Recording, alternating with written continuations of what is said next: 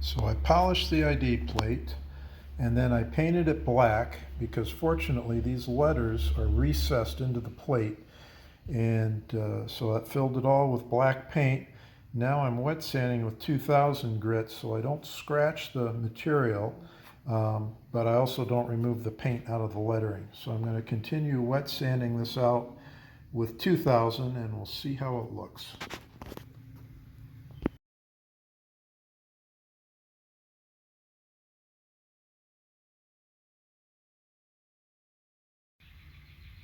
It's looking pretty good. I got a couple touch-ups to do right there, this corner and this corner, and a little bit right there. So I'll use a marker for that and then I'll wet sand, but I think that looks a lot better than what we started out with. I think the original lettering was white and it didn't show up real well. I thought the black really pops well. So I think it looks pretty good. So we'll go ahead and touch those up and we'll put this on the pump.